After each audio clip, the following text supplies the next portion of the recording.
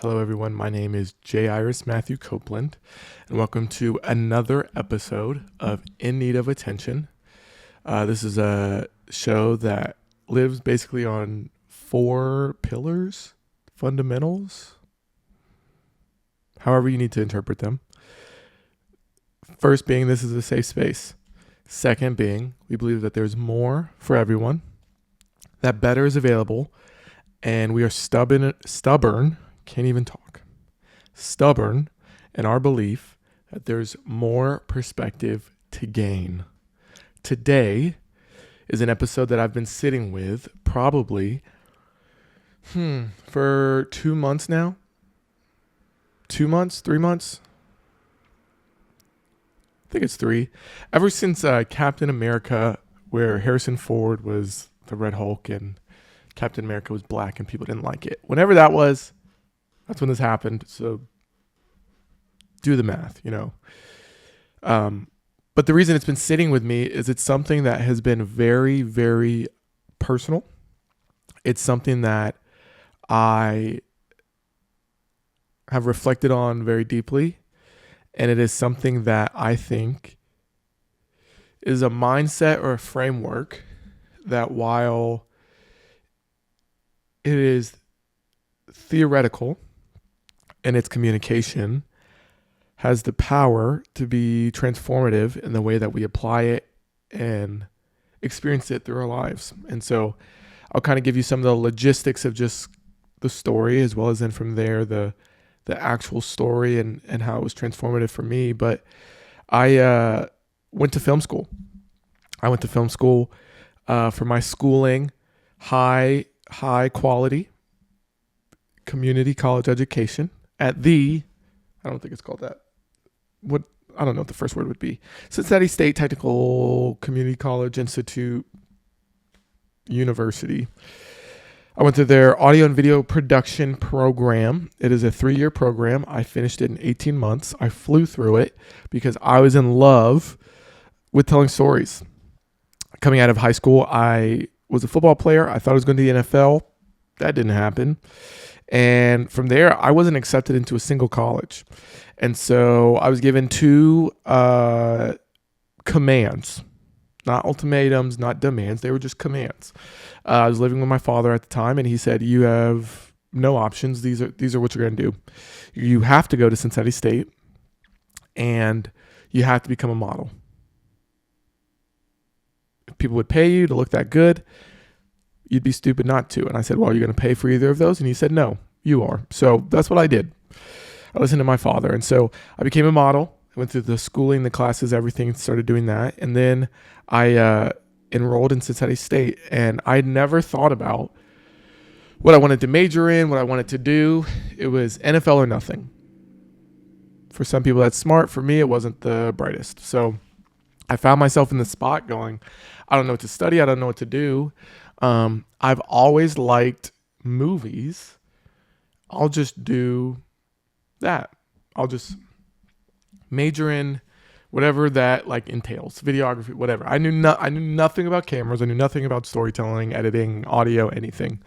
And that 18 months was extremely formative for me, and not just learning the arts of cutting and being on sets and gripping and DPing and engineering and all of the things from pre-production to production to post-production. The program was very technical in that they're trying to get you jobs, right?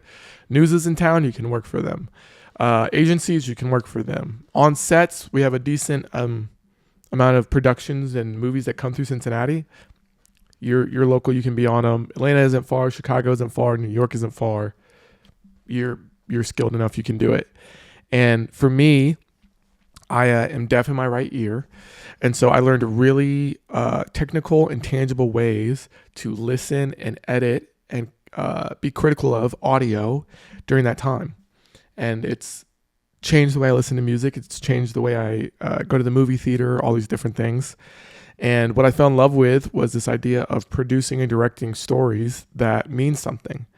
At the time, I was a very emotionally immature 19-year-old who didn't know how to communicate how I feel or how to identify how I felt. And directing and telling stories that were creative and artistic and to me felt like they meant something was all I wanted to pursue in my life. There was a period of time where I opened a production company with my friend Cody, who I haven't talked to in a while. I need to do that. Cody, I know you're not listening, but if you are, I love you, man. I miss you. And I reflect on those times so fondly. And I should say this to your face, not just to a camera. We started a production company all the way to the extent of, raising money, doing video projects so that we can make our films. That was the goal. And part of that was watching him as he wrote. He taught me a lot. Directing, I was responsible for getting us jobs, and producing, which if you know me is kind of hilarious to think about. But I was young and had a ton of energy and didn't really know myself yet. And even at one point we're moving to Italy. We're making a film in Italian. I'm on Duolingo every day learning Italian. And it became this thing of, really consuming all these stories because they were teaching me how to feel.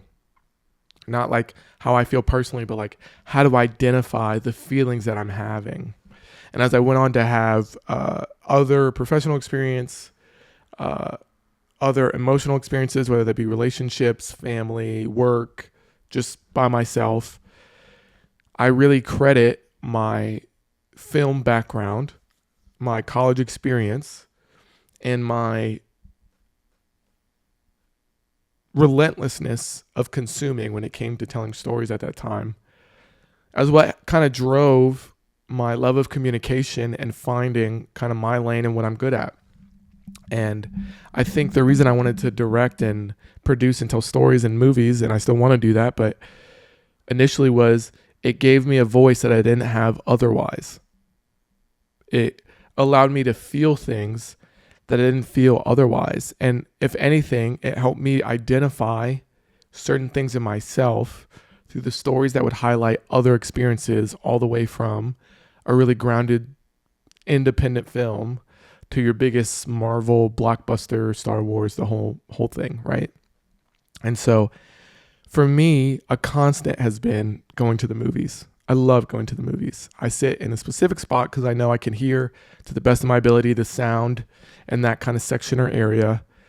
I love midnight showings, early releases, the whole thing, different formats. I love, like I said, a smaller, more intimate story all the way to a Marvel superhero, the whole thing. And it was something I did routinely, regularly. Like 2, maybe 3 times a month would be at the movie theater, right? Like watching movies, consuming things, and just experiencing the fullness of what the story meant or what it lacked, right? Like I have this thing where I can watch something impartially until you tell me the story is concluded, right? So for a movie, I'm not going to judge anything till the end. I'm not going to judge a show until it's over, right? People talk about like Game of Thrones, right? Notoriously bad ending. Lost, notoriously bad ending. Sopranos, notoriously debated ending. I wouldn't judge something till it's over. Except for, what was that show? I felt Severance. Okay, they're in the middle of it. If you haven't seen it, go watch it. Season 2, my thoughts, horrendous ending, not consistent with the characters. That's the biggest take I have right now. Anyway, I digress. But I have this background of connecting to characters, connecting to a story, connecting to the settings, and then being able to extrapolate from there the lessons, the values, and the things that are intrinsic to me, my life, my situation, and those around me. And so it's a habit, though, that I've fallen out of. I haven't gone to the movies very frequently in the last, I would say, 2 years. It's been very hit or miss, very blockbuster here, blockbuster there. Went to see Sinners, went to see some of the Marvel movies, and just here and there with friends, but nothing like, oh, I'm looking forward to this release. I'm looking forward to this thing. And the experiences I've had when I have gone have been deeply moving, right? Like this was this last summer? I think it would have been. When Barbie came out, I think that was last summer. But I went to see Barbie for my sister's birthday. It's me, my wife, my sisters, my mom, my mom's friend. So it's me and 5 women. I think that's what I just said. In the theater with 50 more women, 100 probably, all decked out in pink. And I'm just there for vibes, right? Excuse me, sorry. I'm watching this movie, and if you haven't seen the Barbie movie, it's been a year. I think it's really good. Be a man, go see it. It was really good. It's a good movie. And the premise, the story, is all about identity. It's all about identity. And I was watching this movie, and the culmination of the movie is Barbie getting to this point and asking this question of like, well, what was I made for? And Billie Eilish has this song, What Was I Made For? It like it's interwoven, and it's this moment, and I started just like sobbing in the middle of the Barbie movie. The movie ends, and all these people are like walking out and smiling and in hot pink and glitter and lipstick and all this stuff, and I'm just hunched over sobbing in my seat. And everyone's like, what the hell is wrong with that guy? We get out to the parking lot, and I'm like, all right, bye everyone. And my like now wife, at the time she was my fiance, girlfriend. I don't know when the movie came out. She's probably my wife. And she's consoling me, and she's like, are you okay? Like what's making you respond this way? And I just thought, that's so powerful, because every day I wake up and I'm asking myself in the season of my life, what was I made for? And it's this intrinsic question that I don't know the answer to, but somehow this 20-something-year-old mixed kid sitting here watching Margot Robbie play a doll, I resonate with her more than I think any one or any other story I've consumed this year. This moved me. And in that moment, I was like, I need to go to the movies more. I need to start consuming stories again, because it tells me a lot about me. And so fast forward, this past year, Captain America came out. Like I said, Harrison Ford, the Red Hulk. Captain America is black now. And in the movie, there's this character who's like the new Falcon, which is who Captain America was before. And he, again, you should have seen the movie, crashes. It's like this really bad thing. He's in the hospital. And the movie's fine. It's fine. At the end, though, they have this exchange where this kid's in the hospital. He's talking to Anthony Mackie, who's Captain America. And he's talking about, hey, when I was growing up, I wanted to be like you. I wanted to be the Falcon. I didn't want to be all these other big names. I wanted to be you. And Anthony Mackie goes into this soliloquy, monologue, if you will, about the pressure of being a hero. And the pressure isn't to be perfect for perfect's sake. It's to be perfect so that the people behind you don't have to be as perfect. And while I don't necessarily agree completely with the sentiment, it was very eye-opening to me. And he was talking about just the pressure of being the Falcon and the pressure of being a hero and the pressure of being Captain America. And it hit me. And I started to cry.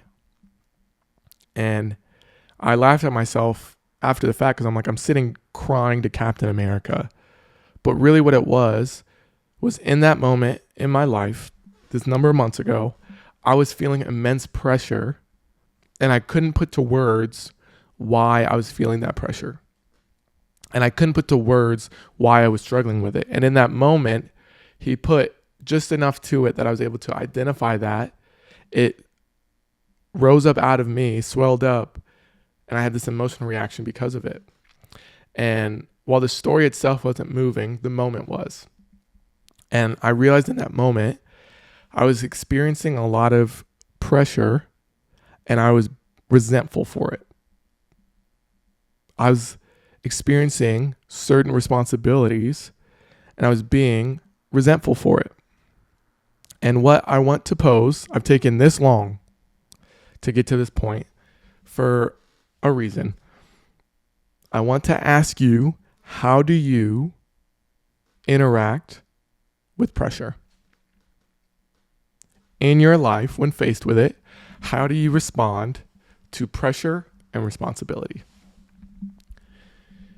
I took 10, 15 minutes to give that background because I think it's necessary. I've said it a million times, but pressure is constant. Pain is momentary. Pressure is something we're always going to experience. Responsibility is innate to the human existence, right? It's just a part of it. And how we respond to the pressures of life, how we respond to the responsibilities we adopt will determine the experience we have in this life.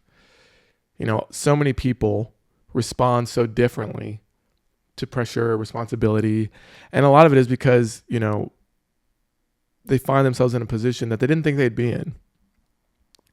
And that's where I found myself. I found myself in a position I didn't think I'd be in. And I was experiencing pressures that I didn't think I would experience. And what really changed me and what really became something that I had to chew on for a couple months was the pressure I was experiencing was a direct result from the very things I was asking for. The very things that I've prayed my whole life for. And I found myself in a spot resenting the responsibilities I've been given when in actuality, they're the exact responsibilities I asked for. I was going through certain things and pressures when it came to my job and getting coaching clients and consulting clients, and my podcast at the time wasn't up and running, and I was just really down. I felt like all the momentum I had built was gone, and all the high hopes were being cut at the knees. I didn't have a lot, moving in a positive direction. And I was feeling the financial pressure of that. I was feeling the relational pressure of that. And I was feeling the interpersonal pressure of that. Of me as a man, of me as a husband, of me as a communicator, a coach, this person who has these great insights, but I don't have anywhere to communicate them or to give them or to, help people and serve people in this way. I was feeling a lot of pressure. And that movie and that moment made me realize that those pressures are the exact things that I asked for. Since I was a child, I've wanted to be a husband. And now I find myself a husband, and I'm resenting the responsibilities of being a husband. My whole adult life, even as a child, I've just wanted to do something and show not just my ability, but my passion and what I have to give. And I find myself in a space where, sure, I'm building it on my own, but I have an opportunity to do something most people don't, and that's pursue my passions and do what I love. I love doing this. I love recording podcasts. I love writing and pondering and pontificating and considering all this stuff and then wrapping it up, putting it out, and letting people respond to it. I love doing that. I love working with and consulting churches on what's new and what's next and how they can help people and care for them and build solutions that are good now, but also will be good in the future when things change. I like coaching. I like helping people become better communicators. I like helping people become better creators. I like helping people become better connectors. The foundation of this podcast, the foundation of everything I do, is for the purpose of connection. And so to get the opportunity, to have the privilege to be able to pursue those things is an honor. And it's an honor I was taking for granted. And so in that moment, I had to realize my attitude is a reflection of how I deal with pressure. And I can either be grateful or hateful. And in the spot I was in the spot I'm in now, I can only choose to be grateful because when I experience pressure, it's a reminder that I'm experiencing everything I wanted to in this moment. I'm a man of faith. All the things I've prayed for, all the things I asked God for, I was given. I was given a wife exactly to the degree I wanted one. My wife, Sarah, is exactly what I was looking for.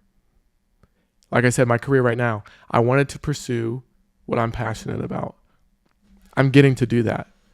And as I experience pressure in those things, that pressure is a constant. It's also a reminder that I'm experiencing all the things I've been desperate for my entire life. And so when I experience pressure, I can only have a grateful attitude because I'm experiencing something that I desperately wanted and desperately needed my entire life. And so when I have a hard conversation or I have a hard moment or I'm going back and forth on email, I have to remember this is literally what I asked for. This is what I dreamed of doing.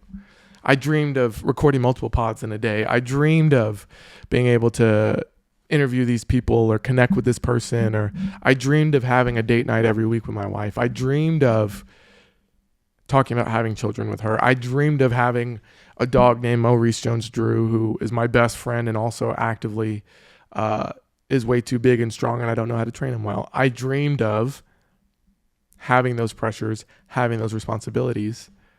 And so my only response is to be grateful for them. When I choose not to be grateful, I'm only playing myself.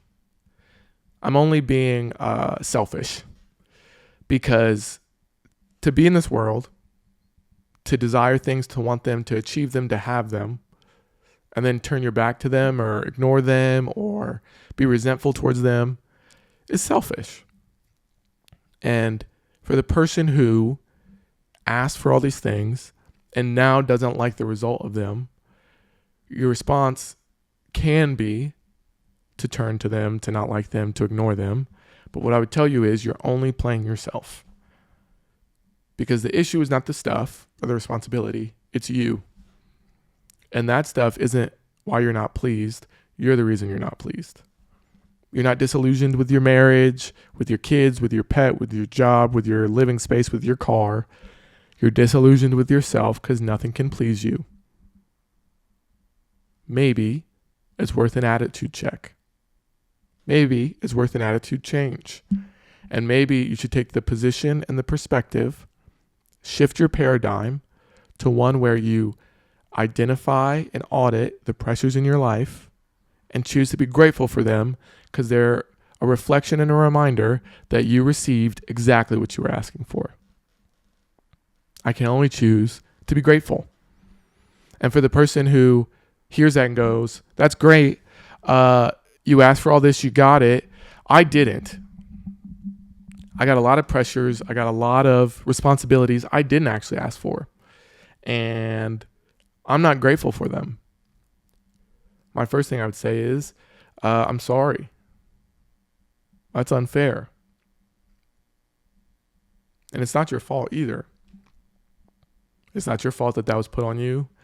It's not your fault that you had to assume that role. And it's not your fault that someone else wasn't grown enough to handle what they were responsible for. How lucky they are to have you. How blessed they are to know you, really. This is the other side of the coin, right? You could be grateful or you can be hateful. And someone who has a hateful attitude, someone who is finds themselves coming at the pressures and the responsibilities from that place, more times than not, it's because they didn't ask for those things. I have the financial burden of our house because one of us is out of a job. Well, I didn't ask for that. I have to raise a sibling's child because they're getting their life together and struggling with addiction. I didn't ask for that. My realtor wasn't honest with me, and so now, because of taxes and interest rates, my mortgage doubled and I can't afford it. I didn't ask for that. People every day, all the time, are being put in positions and assuming responsibility that they didn't ask for. And it's understandable to have a hateful attitude. Now, really, I'm using the word hateful because it rhymes with grateful. Okay, so we'll adjust a little bit because not everyone hates everything, but the sentiment remains the same. You just resent it. You resent them.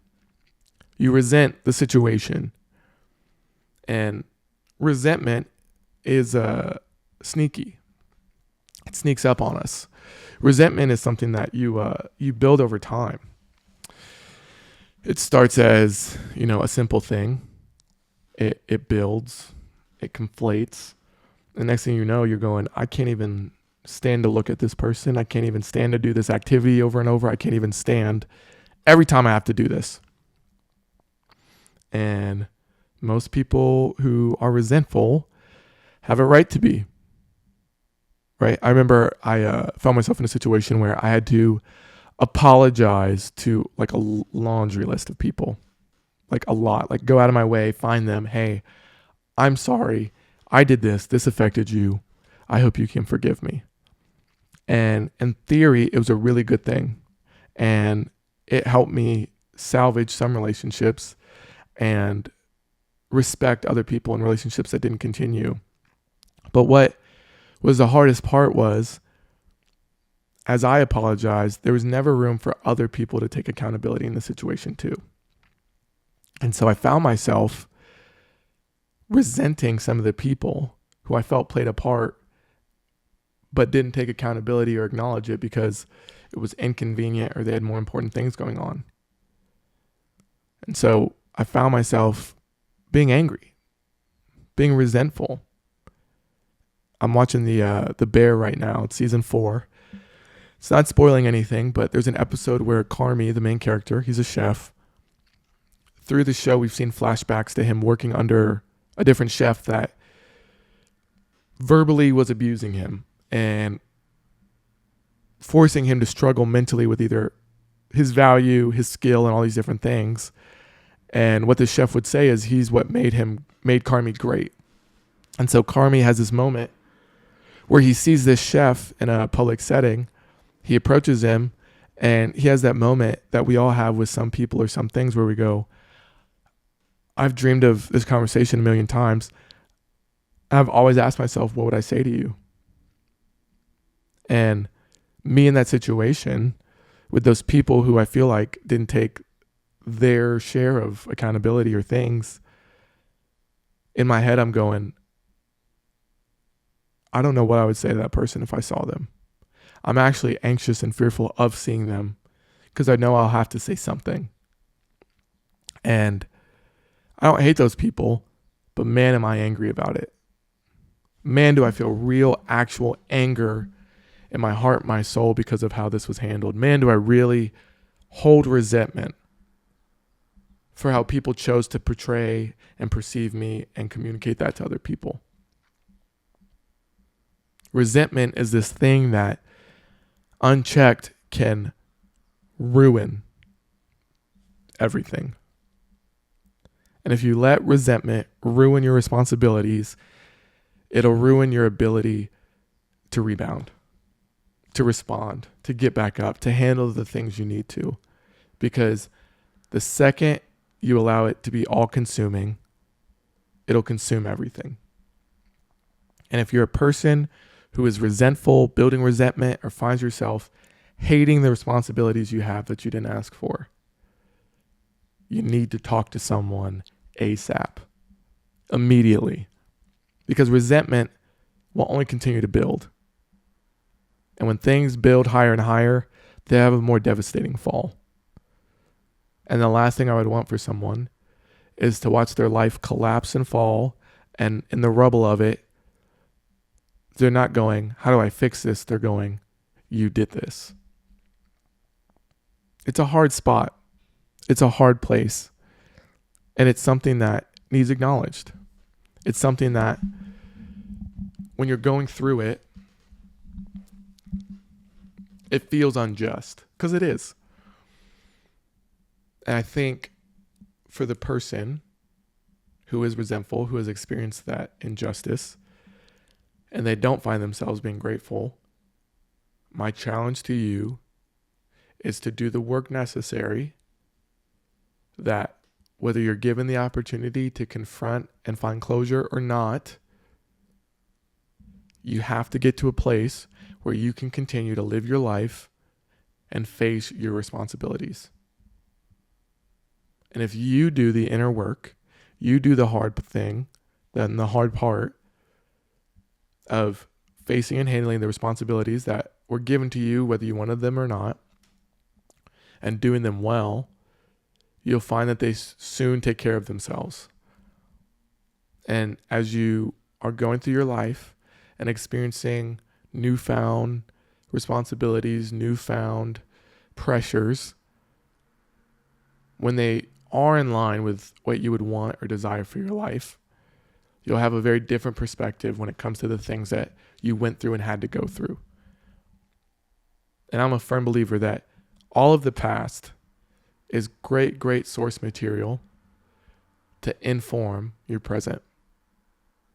Right? It's the idea that everything that's happened to you, everything that you've gone through, it doesn't define you, but it's refined you into the person you are now.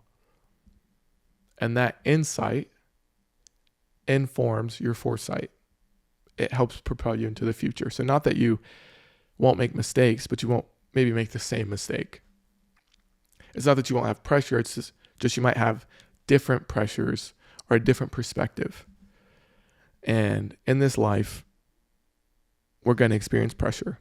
We're going to experience tension. You don't have to look for it. You don't have to go out of your way. You're going to find it. And if you don't find it, it'll find you.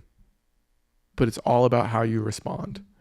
It's all about how you get back up. I'm someone who right now, I feel a lot of pressure. And what a life. What a privilege. I get to play golf. I'm out there playing golf. I'm like, man, I had a bad shot. Who am I to start cussing and throwing my club and whatever? What a privilege it is to be outside playing literal golf. I'm spending money, a lot of it I might add, sorry Sarah, to hit a ball into a hole for leisure and disconnection. What a privilege. My wife says I don't do enough of the chores. Well, that irks me and annoys me because I feel like I do a lot. What a privilege. I have more to do. I have more laundry than anyone. I got a big dog who takes big shits. I should probably go pick him up. These things are things I asked for. And even when they're things I didn't ask for, I got to be man enough. I got to be human enough to take it head on and know, hey, this isn't ideal. This isn't what I want. But it's something that I'm responsible for. And I'm not telling you to pick up everyone's mess. What I am telling you is that if you find yourself responsible for something that's not yours, you have a prime opportunity to make it better than it was before. It's not your mess, but you could bring order to it. I want to have a grateful attitude instead of a hateful attitude. I want to be a grateful person instead of a hateful person. And I want to be a forgiving, I want to be future-minded. I want to be a person who is looking towards the vision I have instead of being held and limited by the resentment and the anger of my past. And I want the same for you. I hope this perspective and paradigm is something that makes you consider it. It's not meant to contradict your experience. It's just for consideration. This has been the latest episode of In Need of Attention. Ladies and gentlemen, my name is Jairus Matthew Copeland. Thank you so much.